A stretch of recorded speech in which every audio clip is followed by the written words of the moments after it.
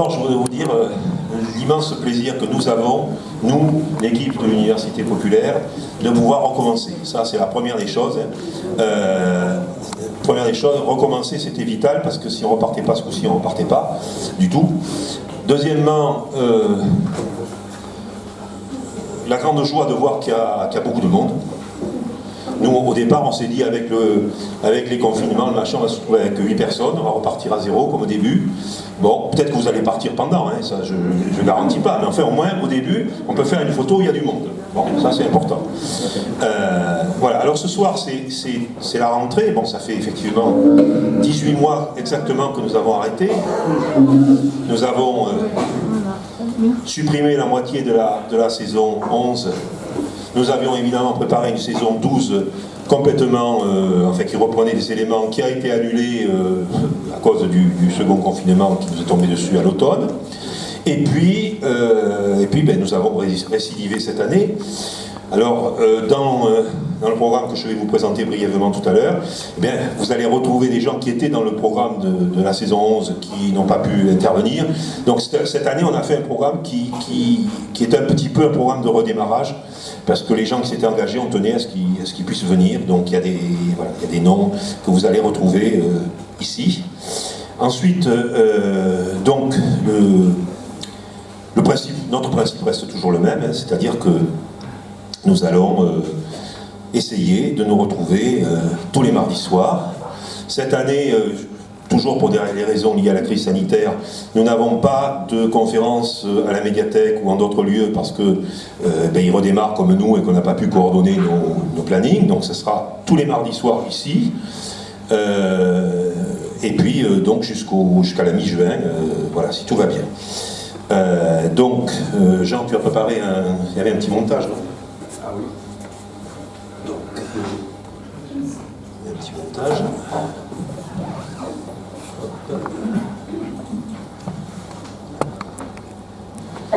C'est Monique. D'accord, c'est Monique, pardon. Je t'attribue quelque chose que tu n'as pas fait. C'est pareil. Ouais. Ah non, attention, là maintenant, il faut faire attention. Ce que Monique a fait, c'est pas ce que Jean a fait. Voilà, attention. Le mâle blanc, on va pas rigoler avec ça. Bon. Le patriarcat. Ouais. Non. Bon, alors, présentation de la saison. Nous sommes d'abord très reconnaissants au service le com de la mairie de Lormont, parce que je leur ai donné le programme le 5 ou 6 septembre. Et ils m'ont dit ça va être un peu chaud pour l'avoir, et puis vous l'avez trouvé sur vos chaises, hein, et voilà, il est là. Alors il ressemble furieusement aux autres parce qu'on a une ligne graphique qu'on garde effectivement. Donc je veux les remercier parce que c'est un petit exploit technique, parce qu'ils n'ont évidemment pas que l'UPHG à gérer. Alors, cette année, donc, nous avons un programme qui doit contenir 31 ou 32 dates, enfin je ne sais pas compter exactement, mais on doit être à peu près à ça.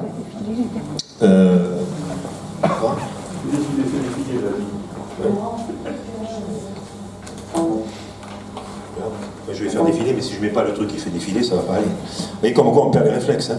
Bon. Voilà, alors, la saison 13, donc 2021-2022. Donc, la continuité, oui, effectivement, avec toujours le même principe, c'est-à-dire que nous avons, chaque année, depuis le début, nous essayons d'introduire des nouveautés. Pas en quantité impressionnante, mais chaque année, il y a des nouveaux thèmes et des nouveaux intervenants. Donc cette saison, il y a aussi des nouveautés. Voilà, et puis on a commencé à travailler. Je pense que la saison prochaine, il y aura beaucoup de nouveautés. Enfin, on vous en parlera en temps voulu. Bien, alors, 9 thèmes, 29 conférences juste? Oui. Ah bon, on n'a pas atteint 30. 22 conférenciers. Donc vous connaissez le principe, hein, vous voyez sur le côté les rubriques. Donc notre volonté réaffirmée, on en parle souvent, on réfléchit là-dessus, c'est d'être une université populaire généraliste et de ne pas choisir un champ qui serait la sociologie, l'histoire, etc. Voilà, donc nous abordons tous les sujets dans l'optique qui est la nôtre, c'est-à-dire qu'à chaque fois, offrir des intervenants qualifiés sur leur sujet, et permettre ensuite un échange avec le public. Dans l'idéal, c'est 1 heure d'intervention et 1 demi-heure de débat possible.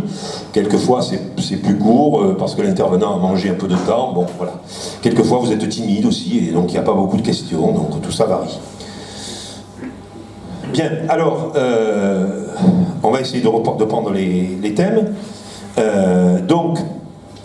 Dans les sciences, nous avons maintenant l'habitude de donner la parole à Laurent Sartre.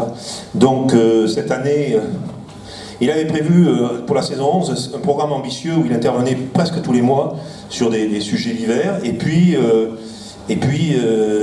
la saison a été annulée, la 12 a été annulée, et cette année où il aurait pu le faire, professionnellement parlant, il est dans une situation qui l'oblige un peu à limiter, mais enfin voilà. Donc nous aurons 2 conférences que vous avez dans le programme. Alors, si je me souviens bien... Change de diapo, change de diapo. Voilà. Donc vous avez le titre, là, les exoplanètes, comment les détecte-t-on, et les réseaux de neurones informatiques. Donc, vous voyez à droite, vous avez ici, vous avez les billets que nous vous envoyons chaque semaine pour vous rappeler le thème de la conférence. C'est pour ça qu'il est important que l'on ait vos adresses mail pour pouvoir vous tenir au courant de ce qui se passe.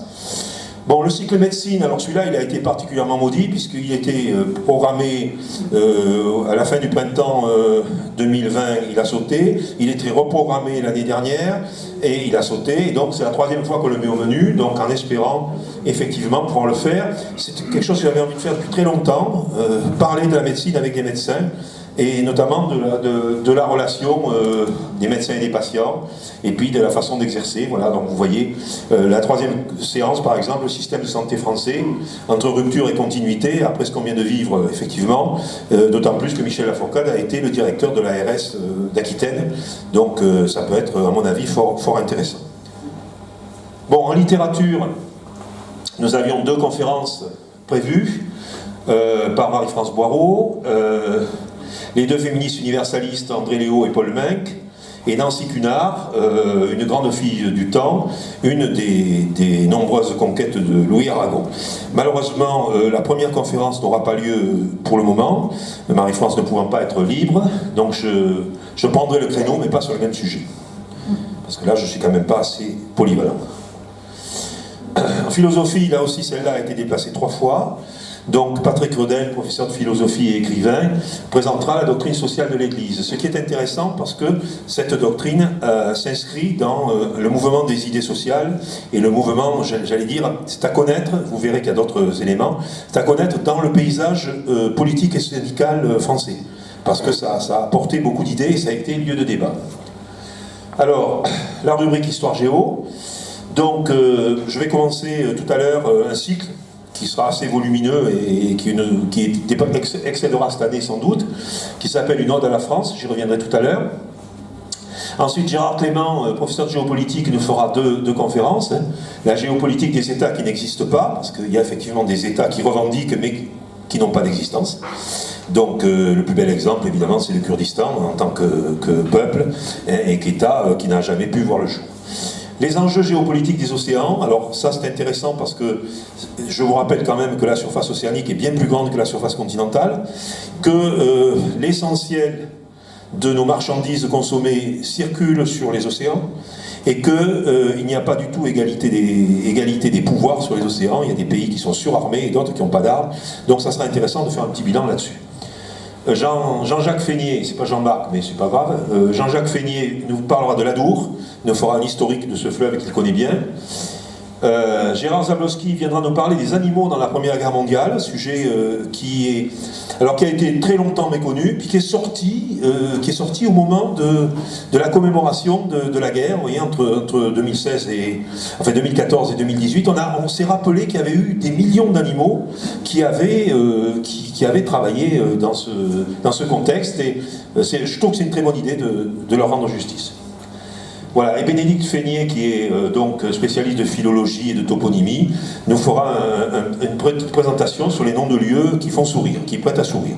Et avouez que ça a dû vous arriver de rencontrer des noms de lieux bizarroïdes. Voilà, et quelquefois, ils ont une histoire. Alors, on a attaqué un cycle il y a il y a 3 ans ou 2 ans, je ne me souviens plus, qu'on avait baptisé Ils ont changé le monde, le but étant de présenter des acteurs de l'histoire du monde. Et là aussi, les 2 premières ont été reportées. Donc les 2 premières, c'est la présentation de 2, à mon avis, des 2 ordres religieux qui ont pesé dans l'histoire du monde. Les dominicains, parce que nous, dans le Sud, on les associe à la croisade des Albigeois, à la répression des Cathares, mais c'est bien autre chose que ça. Donc c'est un ordre de prêcheurs donc, qui a été très important pour la diffusion de la foi catholique.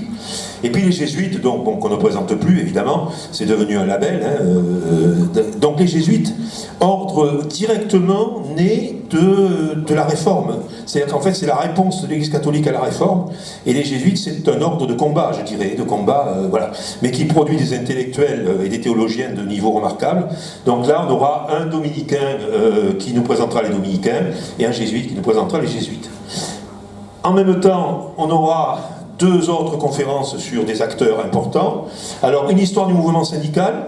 Je le relie à ce qu'on a dit tout à l'heure. Il y a la doctrine sociale de l'Église d'un côté, le mouvement syndical de l'autre, parce que ça a été souvent en conflit ou en collaboration dans ces 2 cas. Donc ça sera intéressant d'avoir les 2 éclairages. Par Valérie Vertlit, qui est historienne. Et puis on a rajouté Staline et Lénine, comme acteurs, on en pense ce qu'on veut, mais ils ont pesé sur la destinée du monde, l'un comme l'autre. Sans doute Lénine plus au niveau des idées et de la pensée, mais Staline, malheureusement, par l'action, a été un personnage très important. Donc, peut-être dépoussiérer un peu l'image et aujourd'hui avoir un bilan un petit peu distancié. Alors, la musique, qui a toujours été quelque chose d'important. La semaine prochaine, nous aurons Aurélien Pétillot, musicien et professeur à l'école de musique de Lormont, qui viendra présenter 10 compositrices à découvrir. Alors ça, c'est intéressant parce que, enfin, il aura fallu beaucoup de temps, il aura fallu des excès aussi, mais on découvre la vraie place des femmes et celle qu'elles devraient tenir et celle qui ne lui a pas été donnée. Alors c'est vrai pour tout, donc là, en musique, c'est particulièrement net, puisque depuis quelques années, on assiste à la redécouverte de compositrices de premier ordre, vraiment des femmes qui ont écrit des musiques qui pouvaient absolument rivaliser avec celles des grands maîtres, mais qui, pour des raisons diverses, quelquefois familiales, quelquefois religieuses, ont été tenues à l'écart. Donc là, il fera un petit panorama sur une dizaine de compositrices. Et si vous êtes adepte de France Musique, si vous écoutez France Musique, vous remarquerez qu'on entend beaucoup plus souvent parler de compositrices. C'est lié aussi au fait qu'enfin, il y a aussi de plus en plus de femmes chefs d'orchestre, et qui donc rééquilibrent un peu la balance. Bon, il y a encore du boulot. Michel Lopiteau, notre conférencière habituée, nous parlera d'Handel.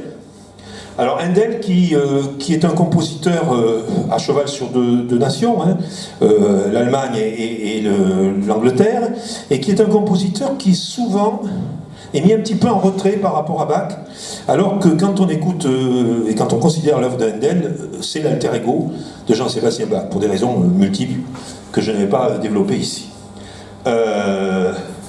Alors, l'humour en musique, je ne suis pas sûr qu'elle soit programmée cette année, je ne sais pas, il faudra voir.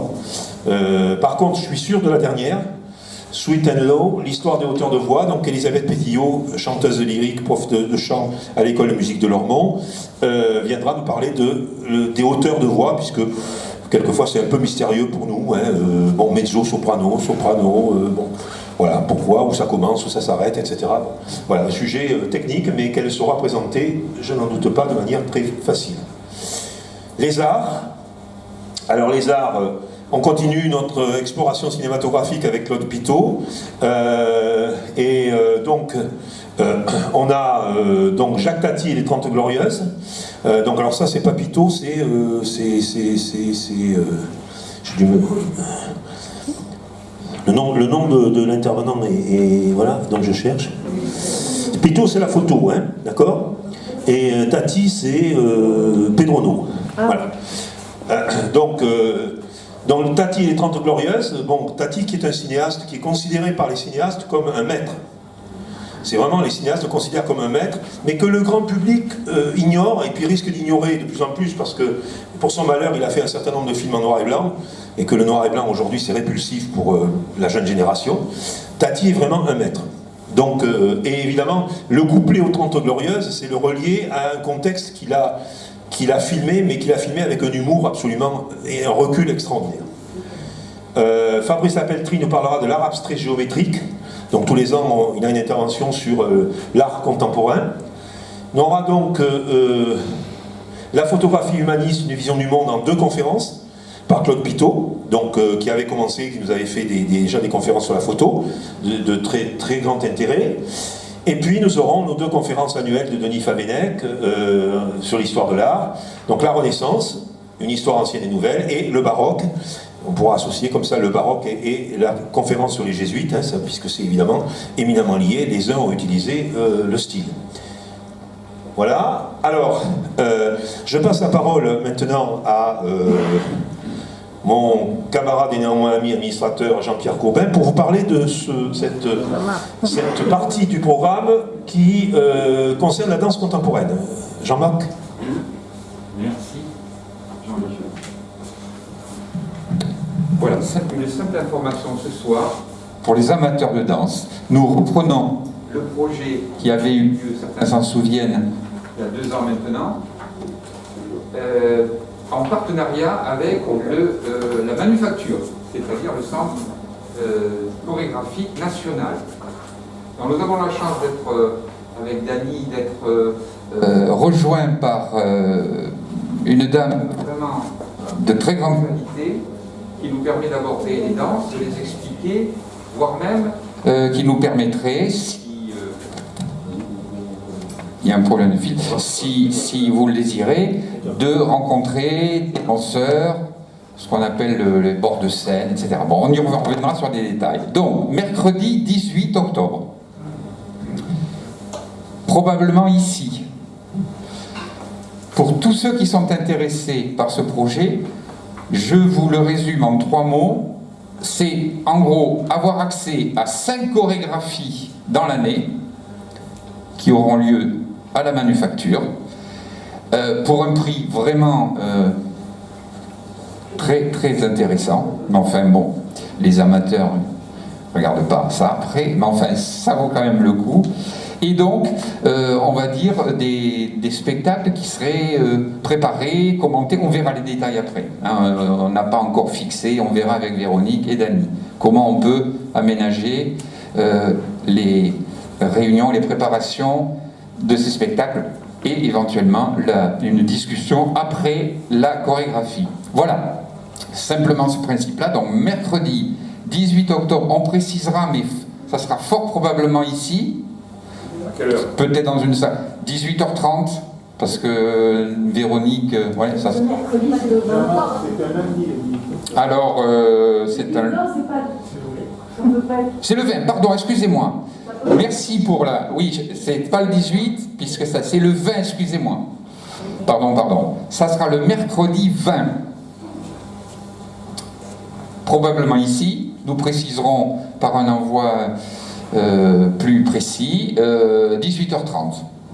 Voilà. On verra avec tout ce qui veulent. Voilà, bien sûr. Bien, alors je pense qu'on est arrivé au bout. Ouais, on est arrivé au bout. Donc j'espère qu'on n'est pas que des petits bonshommes qui bougent comme ça, mais qu'on a quelque chose dans la tête pour réfléchir, parce que sinon, ça va être vachement dur. Bon. Alors, ceci pour vous dire là que notre meilleur canal de diffusion publicitaire, c'est vous. Sans aucun problème. Le petit programme, on en a. On en a beaucoup. Il est tout frais, comme le pain chez le boulanger. Vous pouvez partir avec le nombre de programmes que vous voulez, et vous les donner. Et c'est vous qui en parlez le mieux aux gens qui sont autour de vous. Je vous rappelle que les conférences sont gratuites, que l'adhésion annuelle de soutien coûte seulement 10 €, ce qui est quand même peu, et qui n'a pas bougé depuis le début, et pour l'instant on n'a pas l'intention de le faire bouger. Deuxièmement, si vous avez l'occasion, il y a ces affiches qui sont à votre disposition.